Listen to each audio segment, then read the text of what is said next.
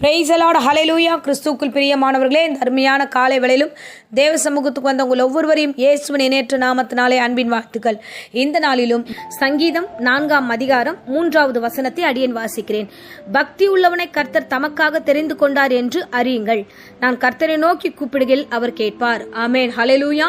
இந்த வேத வசனத்தின்படி இன்றைய தினத்துல ஆண்டவர் நம்மை குறித்து, நம்முடைய ஆவிக்குரிய வாழ்க்கையை குறித்து இந்த வேளையில் திட்டமாய் பேசுகிறார். பக்தி உள்ள பிள்ளைகளாய் நம்மை கர்த்தர் தெரிந்து கொண்டிருக்கிறார். ஹல்லேலூயா. இந்த பிரசங்கத்தை கேட்கிற அருமையான பிள்ளைகளே, கர்த்தர் உங்களை தெரிந்து கொண்டிருக்கிறார். தேவனுக்காக பக்தி வைராகியமாய் உன்னால் வாழ முடியும் என்பதை கர்த்தர் அறிந்திருக்கிறார். ஹல்லேலூயா. பாருங்க, தமக்காக அவர் தெரிந்து கொள்ளப்பட்ட பாத்திரம் நீங்க. அழைக்கப்பட்டவர்கள் அநேகர் இருக்கிறாங்க, ஆனா தெரிந்து கொள்ளப்பட்டவர்கள் சிலர் தான். பாருங்க, புதிய ஏற்பாட்டில் ஒரு சம்பவத்தை நம்ம பார்க்கிறோம். கல்யாண வீட்டிற்கு அநேகருக்கு அழைப்பு விடுக்கப்படுகிறது. ஆனா அந்த கல்யாண வீட்டுக்கு வராத பொழுது அந்த கல்யாண வீட்டு எஜமான் சொல்வார், போய் வெளியே இருக்கிறவர்கள் எல்லாரும் நீ அழைத்து கொண்டு வா அப்படின்ட்டு. சோ இப்போ வெளியில போய் கூப்பிடும் போது ரோட்ல போற வரவங்க எல்லாரையுமே அவங்க அந்த திருமண வீட்டுக்கு அழைப்பாங்க. இப்போ அழைப்பு அநேகருக்கு கொடுக்கப்பட்டது. ஆனா அந்த நாளில் வந்தவர்கள் மட்டும்தான் தெரிந்து கொள்ளப்பட்டவர்களாகவும் அந்த கல்யாண வீட்டில் அவர்களே அந்த எல்லா ஆசீர்வாதத்துக்குரியவர்களாக மாறுகிறார்கள். இந்த நாளிலும் இந்த பிரசங்கத்தை கேட்கிற அருமையான பிள்ளையே, கர்த்தர் உன்னை தமக்காக தெரிந்து கொண்டார். அநேகருக்கு இயேசு பத்தி தெரியும், ஆனா இன்னைக்கு பிரசங்கத்தை நீங்க தான் கேட்கிறீங்க. பாருங்க, ஏற்பாட்டில் மோசேவை குறித்து ஒரு சம்பவத்தை பார்க்கிறோம். மோசேவை இஸ்ரவேல் ஜனங்களை நடத்தி கொண்டு வந்திருந்தார். அவருக்கு அடுத்த தலைமையில யோசுவா இருந்தார். பாத்தீங்கன்னா, மோசே 40 நாள் சீனாய் மலை மேல போய் ஆண்டவர்கிட்ட பேசிட்டு கற்பலைகளை வாங்கிட்டு வருவதற்குள்ளாக அந்த மலை அடிவாரத்துல யோசுவாவை உட்கார வச்சுட்டு போயிருப்பாரு. யோசுவாவே நீ இங்கே இரு, நான் மேல போயிட்டு வரேன்ட்டு.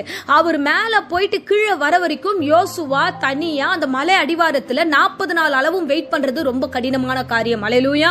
பாருங்க, வாலிப பையன் இந்த வேளையில ஆண்டவர் என்ன சொல்லுகிறாரோ, என்ன நடக்குமோ எப்படியோன்ட்டு ஒரு பொறுமையோடு காத்திருக்கிறது என்று சாதாரண விஷயமே அல்ல. ஹல்லேலூயா. இன்னும் கொஞ்சம் டீப்பா யோசிச்சு பாருங்களேன். மோசே மேல போனாரு, மோசே போய் ஆண்டவரோட பேசிட்டு இருந்தாரு. அவருக்கு ஒரு பேச்சு துணை இருந்துச்சு. ஆனா கீழே அடிவாரத்துல பொறுமையோடு அந்த வாலிப பையன் எங்க உட்கார வச்சுட்டு போனாங்களோ, எங்க இருக்க சொன்னாங்களோ அங்கே அவர் பொறுமையோடு காத்திருந்தார். ஹல்லேலூயா. இந்த அழைப்பு தான் உன்னதமான அழைப்பு. ஹல்லேலூயா. இந்த யோசுவாவை குறித்து நம்ம இன்னும் கொஞ்சம் பிரீஃபா பார்ப்போம் என்றால், வாலிப வயதுல பலவிதமான தாட்ஸ் இருக்கலாம். ஏன் நம்ம ஒரு வயசான கிழவனுக்கு நம்ம கீழ்ப்படியணும், நம்ம போய் நம்ம வேலைகளை பார்க்கலாமே, இத்தனை வாலிபர்கள் இருக்காங்க, அவங்க எல்லாம் இல்லாம நான் மட்டும் ஏன் இந்த மலையோட அடிவாரத்துல உட்கார்ந்து இருக்கணும், எனக்கு என்ன இந்த தேவை இருக்கு அப்படின்னு அவன் நினைச்சிருக்கலாம். இல்ல பலவிதமான டெம்டேஷன் வந்திருக்கலாம் யூத், சரியா? அப்போ அந்த நேரத்தில் அவனுக்கு ஒரு விதமான இச்சைகள் வந்திருக்கலாம். அதில் தேவையில்லாத ஒரு மைண்ட் செட்ல வேற ஏதாவது தப்பான ஒரு உணர்வுகள் வந்திருக்கலாம். ஒன்னும் இல்ல, நம்மளையே ஒரே ஒரு நாள் யாருமே இல்லாம வீட்டுல தனியா விட்டு போயிட்டாங்க அப்படின்னா, நம்ம கையில மொபைல் இருந்தாலோ இல்லைன்னா டிவி ரிமோட் இருந்தாலோ நம்ம எப்படி இருப்போம், எப்படி பரிசுத்தமான நினைவுகளோடு இருப்போமான்றது ஒரு கேள்விக்குறிதான். ஹல்லேலூயா. ஆனா பாருங்க, அந்த வாலிப வயதுல அந்த யோசுவாவுடைய காரியத்தை பார்த்தோம் என்றால், அந்த வாலிப வயதுல மலை அடிவாரத்துல பொறுமையோடு மோசே வரும் வரைக்கும் யோசுவா காத்திருந்தான்.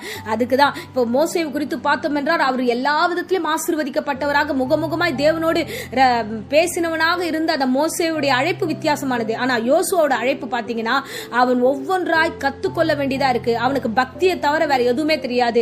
அப்பேற்பட்ட ஒரு பிள்ளை பக்தி உள்ளவனாக பயபக்தியோடு பரிசுத்தத்தோடு தன்னுடைய அழைப்பில் அவன் நிலைத்திருந்தான். அதுதான் கர்த்தர் இவனை தெரிந்து கொண்டார். ஹல்லேலூயா. மோசேவை தெரிந்து கொண்ட தெய்வம் யோசுவாவை தெரிந்து கொள்ளும் போதே கர்த்தர் சொன்னார், நான் மோசேவோடு இருந்தது போல உன் கூட நான் இருப்பேன். ஏன்னா நீ பக்தி உள்ளவன், எந்த இடத்துல உன்னை எப்படி நிலைவர வச்சனோ அப்படியே நீ இருப்பா என்று யோசுவாவை கர்த்தர் தெரிந்து கொண்டார். அதுக்குதான் யோசுவா 1ஆம் அதிகாரத்தில் நம்ம தொடர்ந்து வாசிப்போம் என்றால் 5, 6, 7 வசனங்கள் இல்ல, நான் உன்னை விட்டு விலகுதுமில்லை, உன்னை என்றும் கைவிடுவதில்லை என்று சொன்னார். இவ்வளவு நாள் காத்திருக்கிறேனே ஆண்டவரே, எனக்கு ஏதாவது வருமா வராதா, என்னுடைய நிலைமை என்ன, என்னால பொறுமையா இருக்க முடியல, இந்த வீட்டுல என்னால நான் சகிக்க முடியல, எனக்கு அடுத்தது என்ன நடக்கும், எனக்கு ஒரே குழப்பமா இருக்கு, எனக்கு டென்ஷனா இருக்கு, தேவையில்லாத பதட்டத்தம், தேவையில்லாத அவிசுவாசமான எண்ணங்கள், யோசனைகள் உங்களை டிஸ்டர்ப் பண்ணுதா, அதெல்லாம் தூக்கி தூர போடுங்க.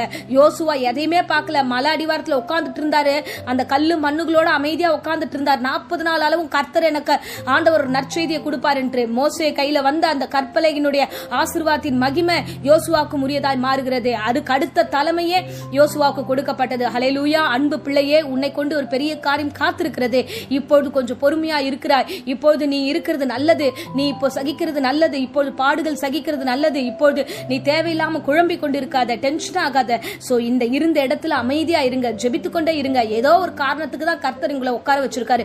நிச்சயமாய் கர்த்தர் உங்களை ஆசீர்வாதமா நடத்துவார். ஆமென். யோசுவாவை ஆசீர்வதித்த தெய்வம், நீ போகும் இடமெல்லாம் உன் தேவனாக கர்த்தர் நான் உன் கூடவே இருப்பேன் என்று சொன்ன தெய்வம் உன் கூடவே இருந்து உன்னை ஆசீர்வதிப்பார். ஆமென். சோ இந்த நாளிலும் பயத்தோடு பக்தியோடு உன்னுடைய காரியங்களை ஆண்டவர்கிட்ட அர்ப்பணி. எந்த காரணத்தை கொண்டு முடிவெடுக்காத, டென்ஷன் ஆகாத, தேவையில்லாத வார்த்தைகளை விட்டுறாத, தேவையில்லாத காரியங்களை பேசிடாத.